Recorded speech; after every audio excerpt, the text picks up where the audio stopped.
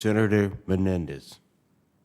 Thank you, Mr. Chairman. Let me thank you all for your willingness to serve. As Chairman Dodd said, I have some specific questions for Mr. Johnson.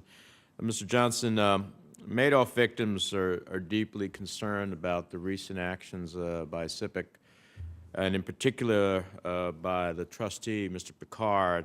And I want to ask you about some of those concerns. First, they are concerned about the speed with which Madoff victims have been repaid, with many of them still not paid and some of their claims actually being litigated. What's your view of the progress or lack thereof that SIPC has made in taking care of Madoff victims? Thank you, Senator Menendez. Obviously, we're all well aware of the complexities when you're unwinding these complex corporate vehicles. I think SIPC has been operating in what I would call deliberate speed. The ability to really be able to kind of get your arms around all of this process on a worldwide basis is going to be, a considerable job. I do think that there are going to continue to be concerns as we move forward because many of the issues that we're dealing with in the Madoff matter are going to be those of first impression in large part.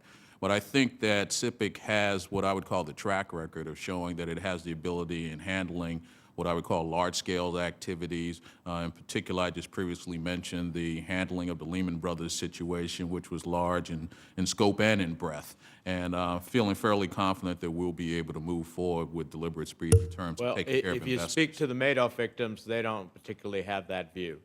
And I'd like to elicit from you a commitment that if you are confirmed by the Senate, that you will meet with a group of representatives of the victims to get a different view about where SIPC is and listen to what their concerns are so that as the chairman, you might very well have an opportunity to improve where we're headed here. Mr. Menendez, you do have my commitment on that. I believe in order to be successful in this area, you have to be willing to take all points of view.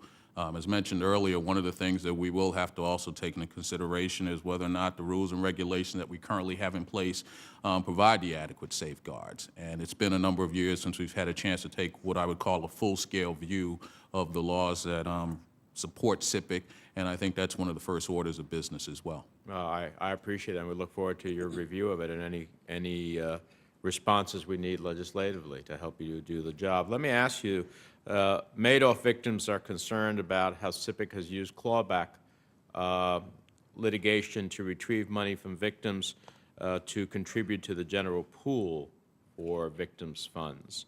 In your view, should SIPC use these clawbacks, and if so, under what circumstances?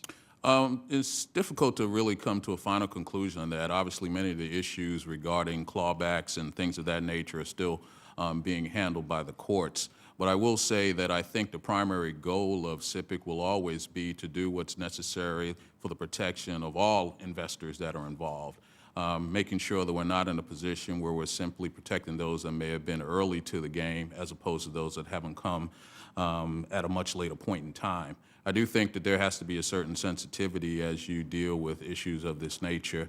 One of the things that we want to make sure is that we're continuing to follow the rules and regulations that we have and also be willing to figure out how to be flexible whenever possible because obviously the definition of the organization by its nature is to be involved in the protection of its investors. So from a clawback provision standpoint, I think that's something that will have to continue to be looked at. I haven't had a chance to see what I would call all of the confidential and internal workings of how these decisions were made, but in taking into consideration the final rulings of the court and then having an opportunity to look at those issues, I'm hoping to be able to draw some fairly adequate Well, I hope you and, as for that fact, Ms. Bowen, are going to look at this also, the whole question of what in essence is the net equity.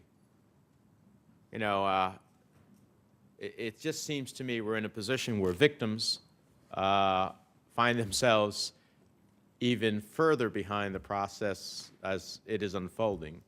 And, it's a difficult situation, and maybe, yes, to some degree, that of first impression, but, it just seems to me that the victims shouldn't ultimately be further victimized because of a process that ultimately puts them in a worse position than they should have or would have been. And I really, I'll send you some questions, both of you, on that issue. I'd like to have your responses in writing as it relates to that